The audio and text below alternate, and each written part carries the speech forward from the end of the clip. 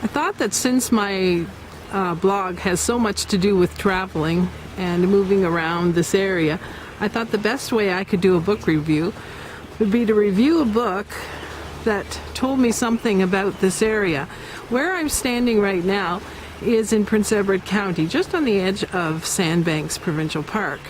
The actual site that I'm standing on is a place called Lakeshore Lodge. Now, Lakeshore Lodge is actually the site of a hotel that was here on the edge of the water that I think probably is the basis for Jane Urquhart's Map of Glass, or one of the locations in the novel. Now, during the novel, she speaks about a family which through 3 generations changes a lot and changes with the landscape of the county. And it made me think a lot about what I see here and the impact that we've had on nature here. Now, the sandbanks that are just off in the distance here, the long dunes, and further afield, another mile over, the actual big, huge sand dunes are spectacularly in the distance.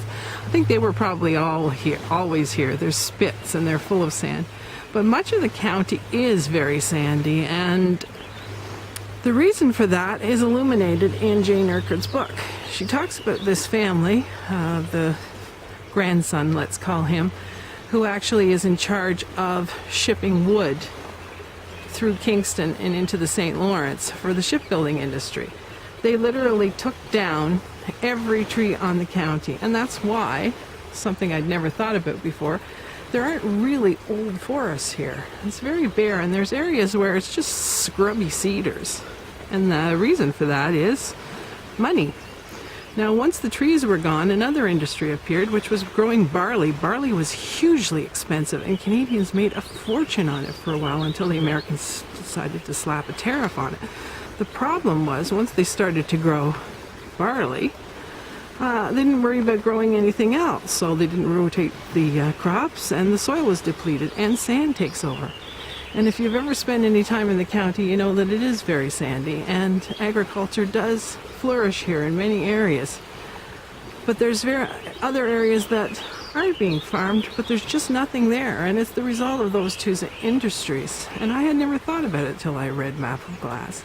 Now, the story itself is fascinating, but it ends, at least this family saga ends, with a hotel in which the family eventually has to leave because it becomes literally enveloped by sand. The sand moves in. The woman who looks after the guests finds sand in her oven. Not exactly pleasant. Just as we did when we camped here when I was a kid, and my mother hated it. There was sand in the dishes, sand in the bed, sand everywhere, and she cleaned up for a week, so she was never crazy about camping here. Of course, as kids, we loved it. So if you're ever interested in a book that'll give you a different view of an area that we all know pretty well, the Picton Sandbanks area, give Map of Glass a try. I hope this video is half decent to watch.